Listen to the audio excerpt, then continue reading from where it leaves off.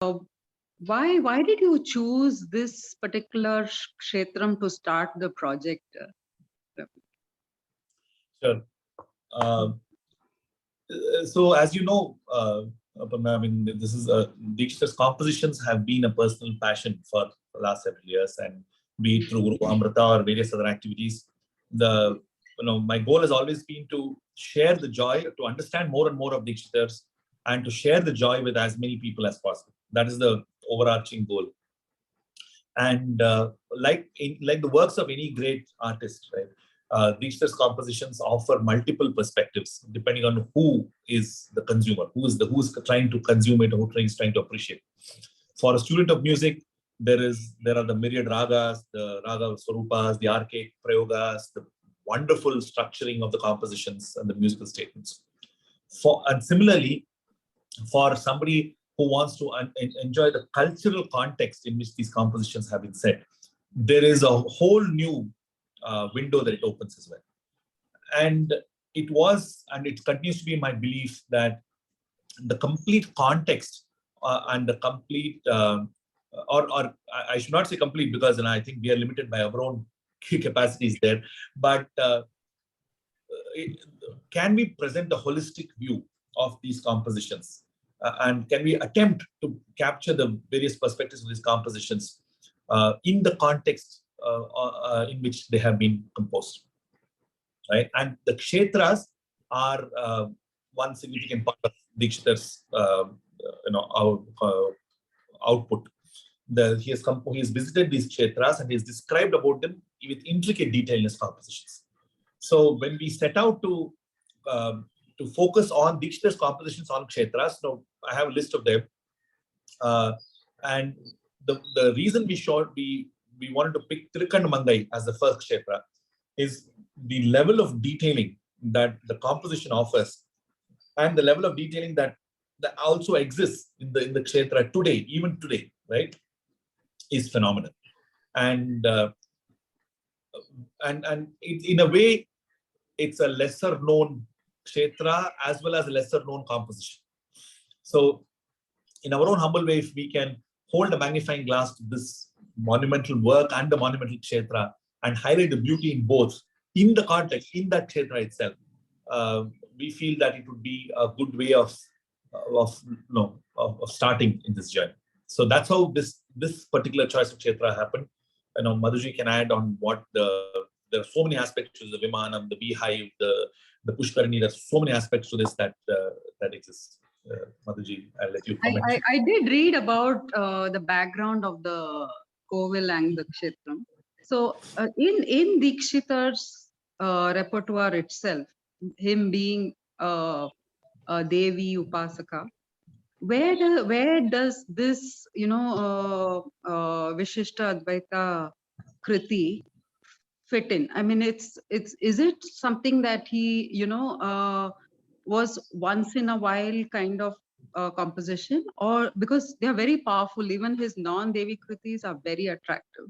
So where does this fit in? If Madhusudhanji can also add to it. Sure. Because Muthuswami Dikshita, as we all know, is a Srividya Upasaka of the highest order, probably. And it is very pretty. Evidently, it's reflected in the way he structures his composition, wherein he weaves it with the bijams in between and maintains what has got to be a secret as a secret, and uses metaphors and similes to layer out the Guhya Tantram part of Srividya that he has achieved and all that. But he is also an Advaiti by practice, and that is the reason probably why he was, if I can say, magnanimous enough to go beyond any kind of differences, philosophical or any kind of such differences on his spiritual path, and he has just adapted the deities to sing about them. As you very rightly pointed out, the non-Devi Kritis, be it on Parameshwara or Mahavishnu or the incarnations of Mahavishnu, all of it is pretty strong and very grand. His devotion is not diluted, or is it not extra focused when it comes to Devi. It's with the same amount of devotion.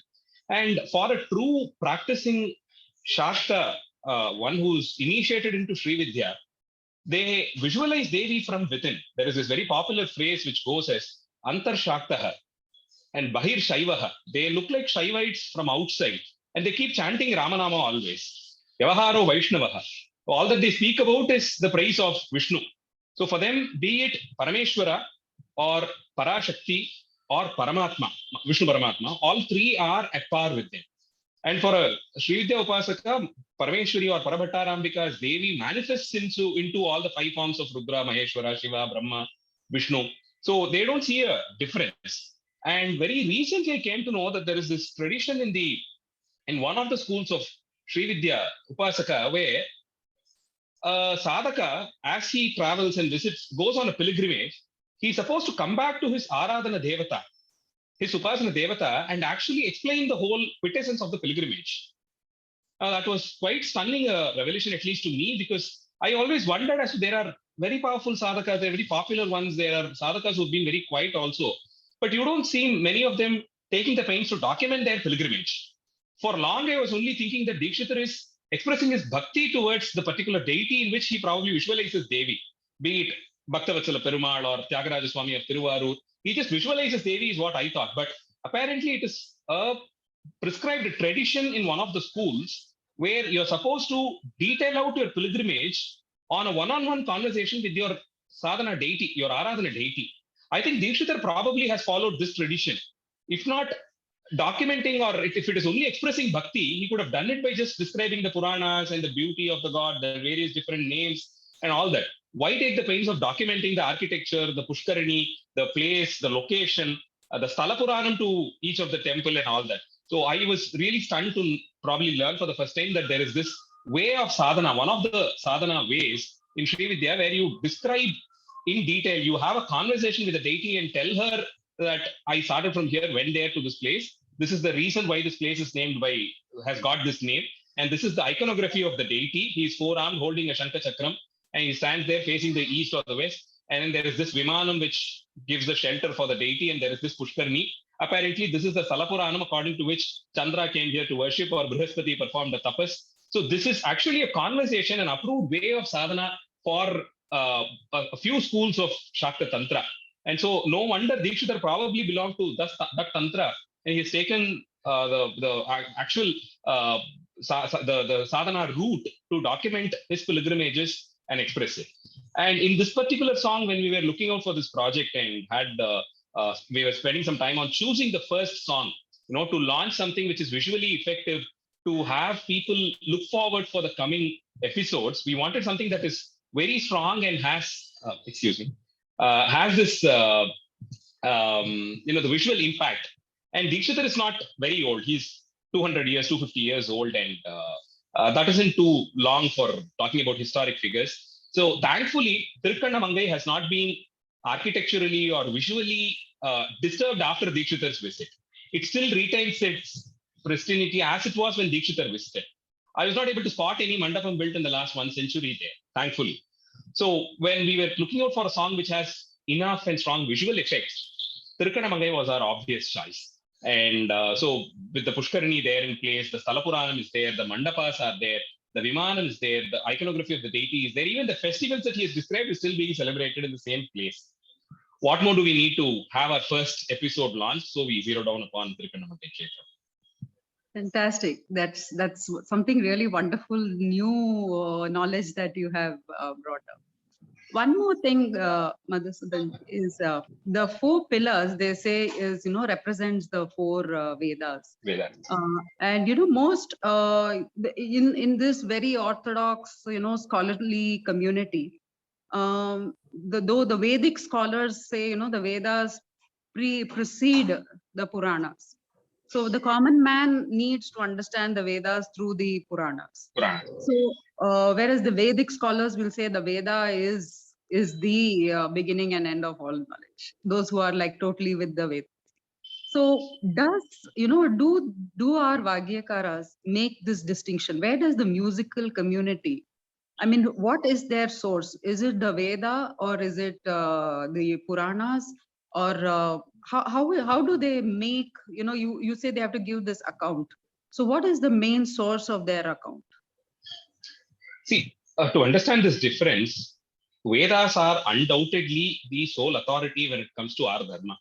even paths which disapproves the existence of God have branched from the Vedic schools.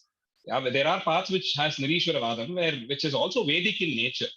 So apparently Vedas are the final verdict when it comes to the authority on dharma. But as you also rightly pointed out, Vedas are very dry and it is very scholarly and vast also.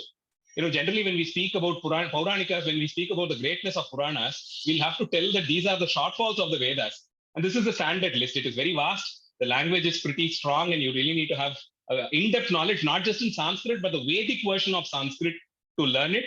And there is also this pitfall of misunderstanding it pretty easily. Given the way it is structured, it can be interpreted in more than one way. And if you end up misunderstanding, then you're taken for a toss. And also that it is vast, voluminous. So coming to a conclusion is very challenging in the Vedas. And so for common people, Puranas are in Itihasas, where Itihasas and Puranas, that's the right way. So that's more like an extension from the Vedas, where the Vedic traditions or the Vedic descriptions have not been hampered even a minute bit, but goes on to add more figurative description to the Vedic scriptures, tells us the essence of the Vedas through stories, associate them with actual deities, a form with which we can fall in love. And once you get that as your starting point, it is after all spiritual or religious seasoning that it takes to reach the level where the Vedic seeds have gone. Yeah, I mean, after a point of time, you will come up above. And the Vedas and Puranas would probably take a second seat when it comes to actually the Puranas and Itihasas would probably take a second seat, a Biro when it comes to actually venturing into the Upanishads and later into the Vedas as such. So it's a beautiful way of structuring it, and that is exactly why several religious faiths that are in conflict when it comes to their philosophy accepts Vedas to be their base. So as your opening remark on Dikshita singing about Visishtadvaita Kshetra, Vishnu Kshetra, Dikshita himself says that here it is the Visishtadvaita Darshanam that is still being used, which means the Vaishnava Agamas are what are used in this temple at Tirukkannamalai to be worshipped. To him, Vaishnava Agamas are also derived from the Vedas. So are the Shaiva Agamas. So with the interpretation difference, we can do this. So we start at the point and then we get seasoned, and it's a never-ending journey, right? I mean, it just keeps going on. So after a point of time, we all start with falling in love with the deity and the beauty of the deity and start worshipping it, decorating it, giving it an abhishekam, and then that's very catchy for all people. And after a point of time, we slowly get introduced to literature where you can actually visualize it from within. You needn't actually go to the temple. And slowly, this is the kind of seasoning that is required. And after all, I don't think there is any tradition which says Paramatma in his supremost form is sitting in this form. It's mostly formless in several schools, yeah, if I can say that. So it is the ultimate, that's probably the ultimate state, and we are in the process of achieving it through these steps. So the Vagyakaras who've chosen music as a very easy means to communicate to probably the lesser evolved or people in their the early stages of spiritual maturity, for them, music, which is very soothing to listen to and which actually has a magical charm, is the best way to communicate than to sit through hours of sermons and lectures. Yeah, so for each of them, their own taste is there. So music will have its own way of capturing. That's exactly why people who preceded the Trimurtis like Purandaradasa or Annamacharya had an even more simpler version of music, which had a kind of a bhajana tradition where one lead singer sings a verse and the others follow and repeat it. And it is more on the Nama Sankirtanam way, which is even more catchier than the richly crafted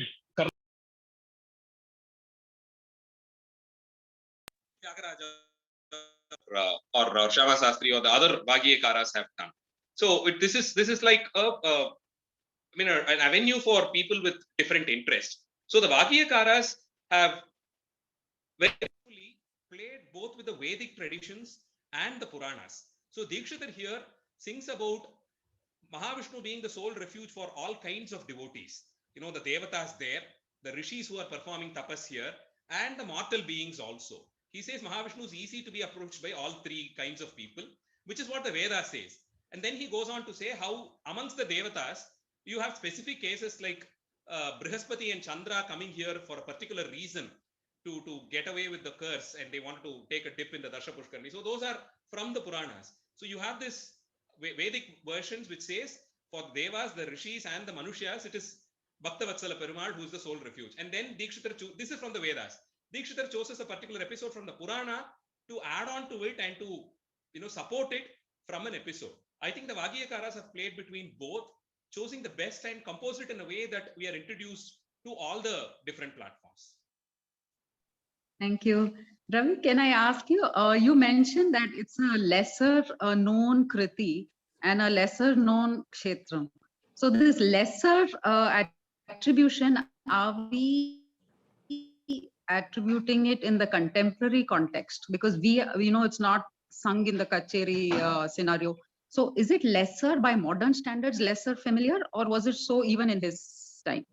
I mean, can we even, speculate on that? So, Aparna, so on the musical aspects, we can definitely say that even today, we don't find this particular composition being rendered very often on the concert circuit. So that is for sure. In fact, if you take a step back, this raga, which is called Vamshavati, belongs to the 72 Raganga Ragas scheme. And that scheme itself was rediscovered in a way and given life to by Muthuswami Dikshita through his compositions. He made it one of his many works, contributions to art music is the fact that he composed in all the Raganga Ragas, at least almost all of the 72 Raganga Ragas, and we find them documented in the Sangeeta Sampradaya tradition. And Vamshavati is one such raga, which at least doesn't seem to have a known composition either before or after Dikshita's times. So at least, to the best of my knowledge. Can you tell us more about the Kriti itself, its structure, and how is it different from his other compositions? What is unique about for you as a singer? What is it that you like when you sing this? Yeah. So every work, every work of music is unique in its own way, right? And comparing it might not be a fair exercise to do with other compositions of his. But the raga structuring itself, see, if you take any lesser known raga, and if you take the works of the great composers, Vagyakaras like Tyagaraja Swami, Muthuswami Dikshita, and so on, their ability to introduce a level of abstraction even into a rare raga is what characterizes them to be a Mahavagyakara. So if you take a raga like Vamshavati, and if you see the text, probably you will see Sarigama Padanisa Saripama Garisa or some kind of Arona Varona like that. But to be able to go into the raga and to be able to give a perspective that, okay, there is a pariri which is possible in this raga, or giving it an aesthetic interpretation is what characterizes Dikshita's compositions in all of these unique raganga ragas, which nobody else seemed to have had. Right? So in that light, you will see several key phrases. I've talked about this even in the video. There are several key phrases that you will find of Vamshavati as seen through Dikshita's sense. Now, do we have any other reference for Vamshavati? Not likely. So when a composer has a responsibility of describing a raga for the first time or painting a picture of a raga for the first time, the responsibility with which they handle it is what I think we owe them to. Whether it is Tyagaraja Swami or Dikshita, we have the same approach, where in a seemingly straight raga, they will find a unique movement which is something that probably appears natural to them, but to a lay perspective, if you look at the scale, you think, okay, how is this movement possible?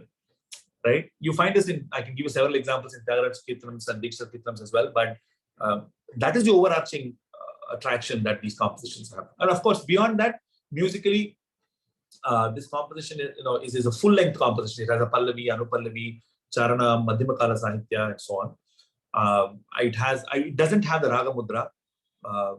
There is another composition in Dikshita, in Vamshavati Raga, that has the Raga Mudra. And it, of course, describes the Kshetra in full detail. And it describes several aspects of the Kshetra, such as the Vimana, the Mula Murti, the Pushkarani, and a key aspect of the fray of the Kshetra, which is the Madhumakshika Radhitam, the beehive, which exists in the Kshetra even today. Right? So even 250 years ago, Dikshita, 200 years ago, Dikshita probably talked about this, and it's there, exists today. Even in fact, we show the bees entering the beehive even in our video. So, biographically, Ravi, do we have any information as to what, at what age, did he compose his various kritis, and this one in particular?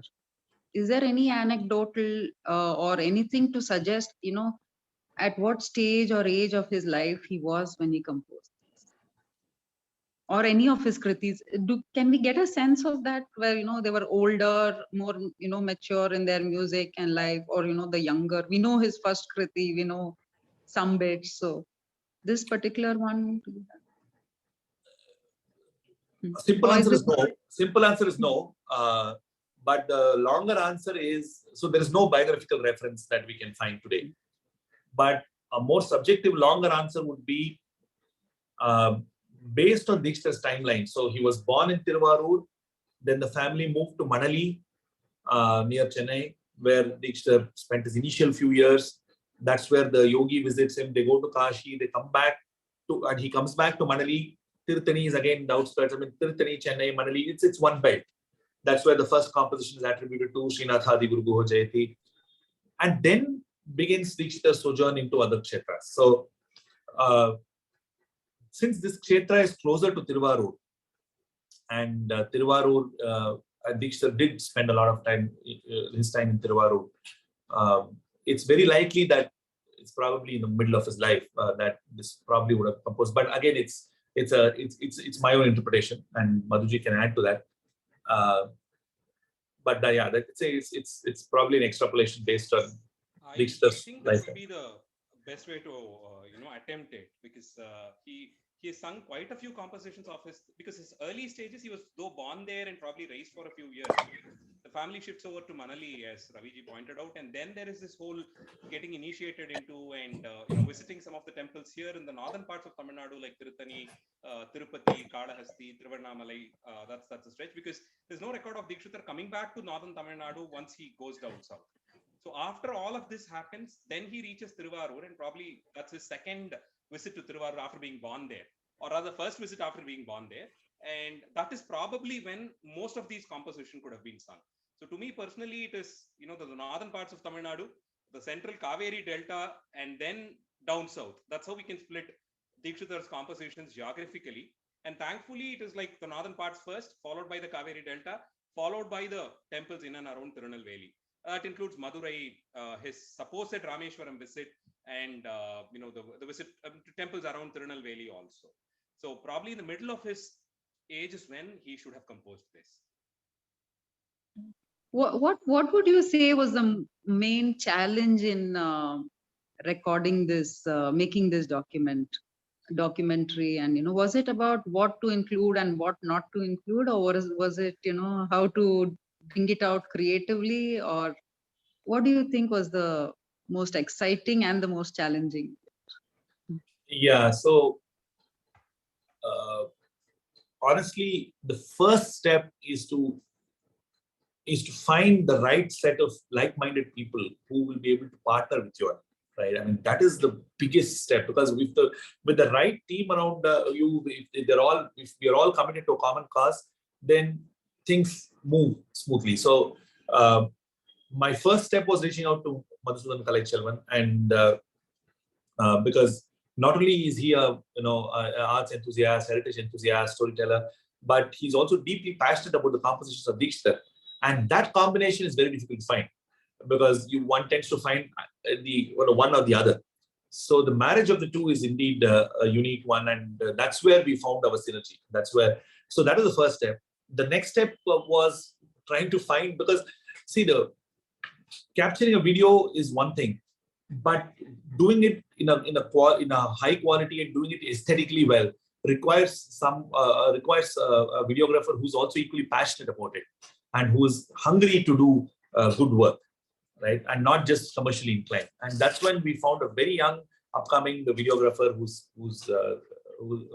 was really charged up about this and who's given his heart and soul to this project along with us, who's Muthu Krishnan. He's all of 27 years old, and he's been doing some really wonderful work of late. And he came on board, and that's when this we had this team now, and that's how it started. Logistically, there were of course a lot of challenges. I mean, whether it is going there, trying to capture different aspects, and like you rightly mentioned, trying to find out where to draw the line, because there's so many. These are complex architectural edifices, right?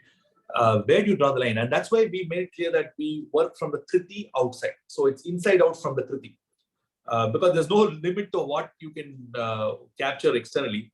So our boundary was take the Kriti, because that's the nucleus of it, and work out inside out on, okay, if this is referred in the Kriti, can we shoot that? If this is referred in the Kriti, can we shoot this?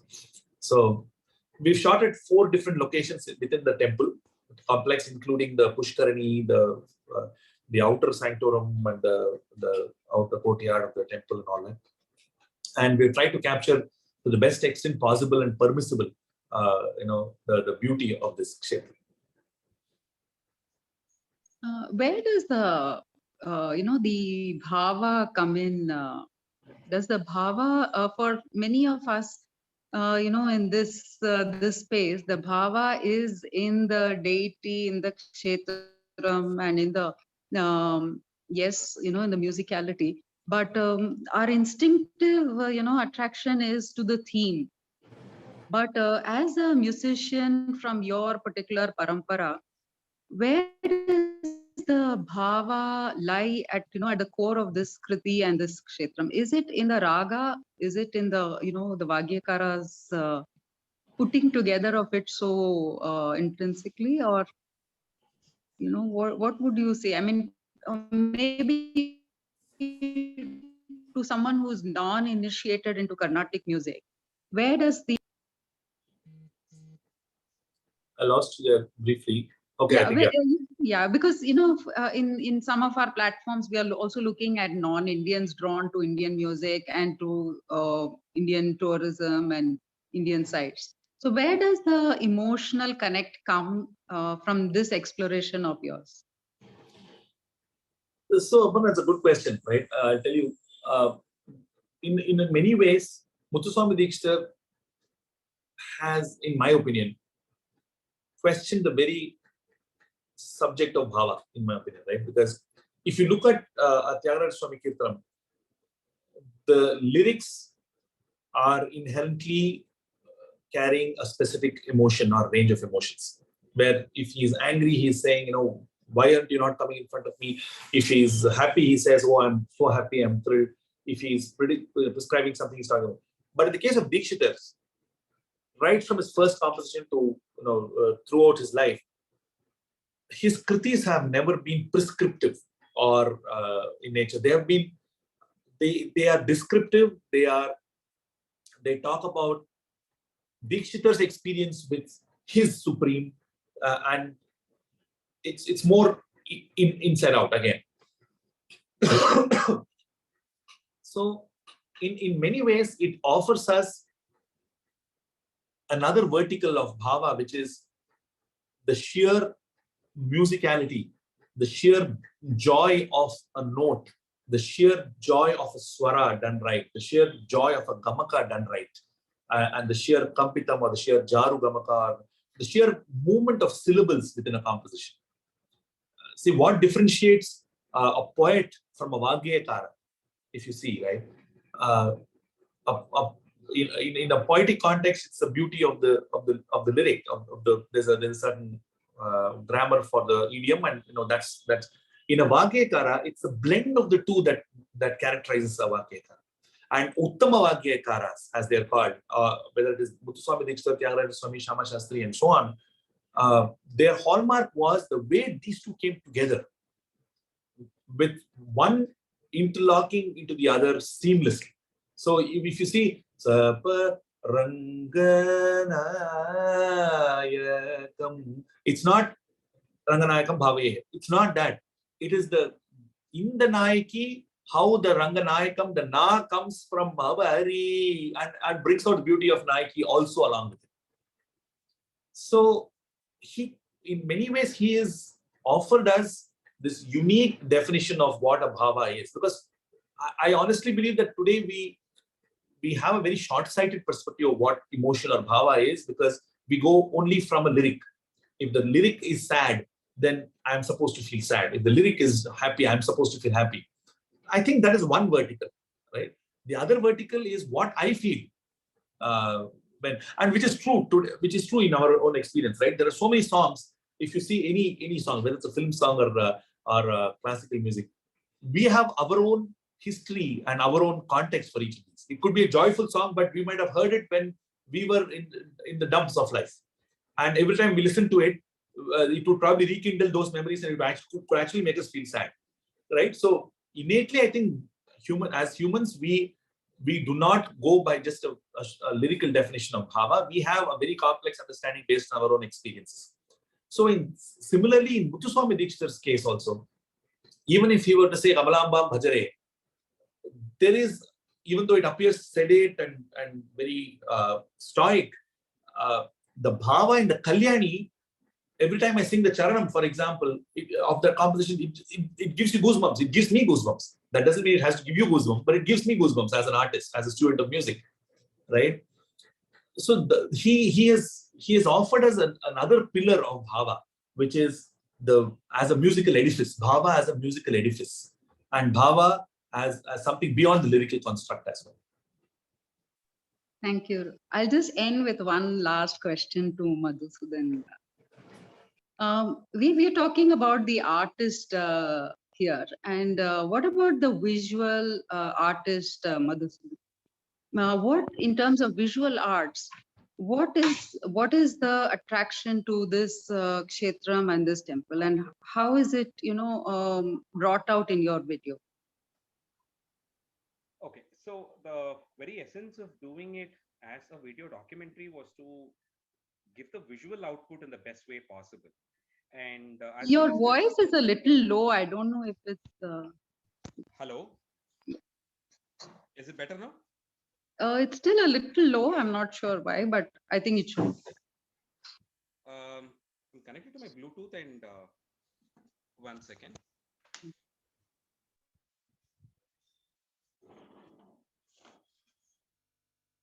Is it fine now? Yeah. Yeah. So we've been working on this project to bring out the best of the visual aspects seen in the temple. As we were discussing, nothing much from what Dikshita saw has changed.